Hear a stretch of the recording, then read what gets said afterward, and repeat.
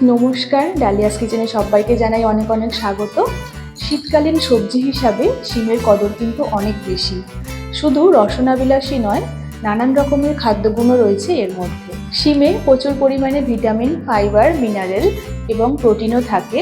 আর এই উপকারী সবজি দিয়ে আজ আমরা বানাবো দারুণ একটি নিরামিষ পদ, যার নাম হলো শিমের পাতুরি।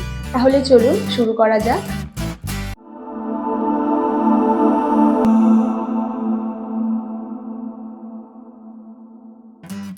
আমি এখানে 300 গ্রাম শিম নিয়েছি। শিমের পরিমাণটা আপনারা বাড়িয়ে বা কমিয়ে নিতে পারেন। শিমের দুই সাইড কেটে সুতোর মতো অংশ বাদ দিয়ে মাঝখান থেকে অর্ধেক করে নিয়েছি, আর শিমটাকে আমি ধুয়ে পরিষ্কার করে রেখেছি। প্রথমে আমরা একটা মশলার পেস্ট তৈরি করে নেব। মিক্সিংয়ের ছোট জারের মধ্যে নিয়ে নিলাম 1 চামচ হলুদ সর্ষে, 1 চামচ দিয়ে দিলাম কালো সর্ষে, 1 চামচ দিয়ে দেব পোস্ত, সামান্য একটু লবণ দিয়ে দিলাম, আর নেব দুটো কাঁচা লঙ্কা। এবারে সামান্য একটু জল দিয়ে একটা মিহি পেস্ট আমরা তৈরি করে নেব। এবারে কড়াইতে দিয়ে দেব 2 টেবিল চামচ সরষের তেল।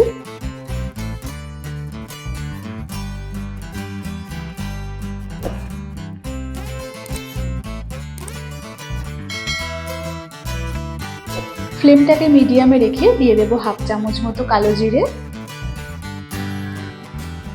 আর দিয়ে দেব দুটো চেরা কাঁচা লঙ্কা।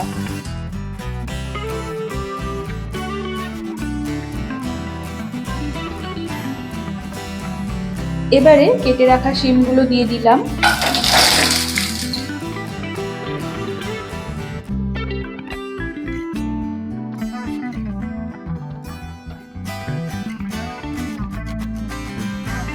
হাফ চামচ দিয়ে দিলাম লবণ এবং 1/4 চা চামচ দিয়ে দেবো হলুদ গুঁড়ো।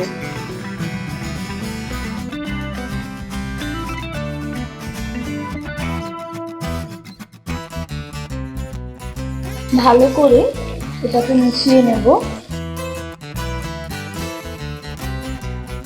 এখন ফ্লেমটাকে লোতে করে 4-5 মিনিট মতো সময় নিয়ে এটাকে ঢাকা দিয়ে রেখে দেব।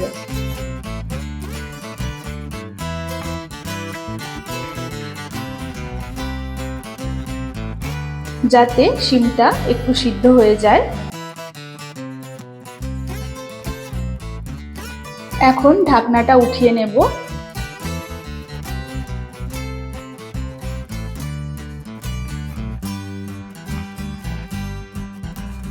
শিম ভাজা ভাজা মতো হয়ে গেছে। এই পর্যায়ে দিয়ে দেব 1/2 চামচ লঙ্কার গুঁড়ো, আর একটু চিনি দিলাম। যেহেতু নিরামিষ রান্না তাই চিনিটা দিলাম। এবারে সবকিছু খুব ভালো করে মিশিয়ে নেব।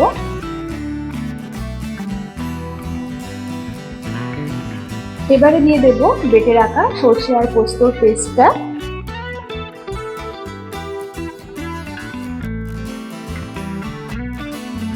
গ্যাসের ফ্লেমটাকে লোতে রেখে সরষে আর পোস্ত বাটার সঙ্গে শিমটাকে খুব ভালো করে মিশিয়ে নিতে হবে।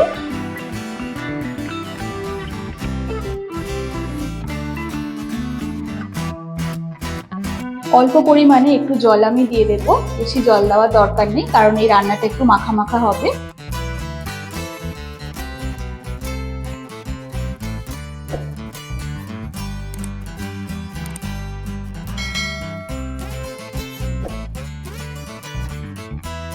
এবারে ঢাকনা দিয়ে ঢেকে আরো 4-5 মিনিট মতো সময় আমি এটা রেখে দেবো, মানে সিদ্ধ করে নেব।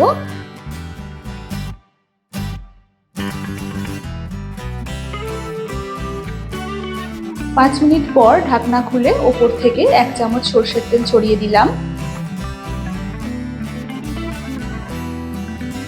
আর গ্যাসের ফ্লেমটাকে আমি অফ করে দিলাম এবং ঢাকা দিয়ে ঢেকে আরো 2-3 মিনিট মতো আমি স্ট্যান্ডিং টাইমে রেখে দেব।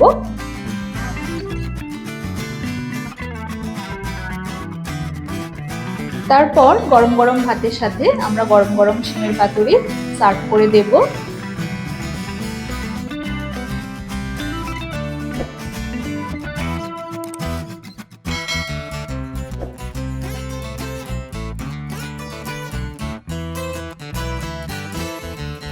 আমার এই ভিডিওটি এতক্ষণ দেখার জন্য সবাইকে অসংখ্য ধন্যবাদ।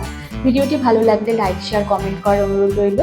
আর আপনি যদি আমার চ্যানেল নতুন বন্ধু হয়ে থাকেন, প্লিজ চ্যানেলটা সাবস্ক্রাইব করে পাশে থাকা বেল আইকনটা ক্লিক করে নেবেন। তাহলে আমার রেসিপিটি সবার আগে আপনার কাছে পৌঁছে যাবে। আজ তাহলে এই পর্যন্ত, দেখা হবে আবার নতুন কোনো পদের সাথে। ততক্ষণের জন্য সবাই ভালো থাকবেন, সুস্থ থাকবেন। ধন্যবাদ।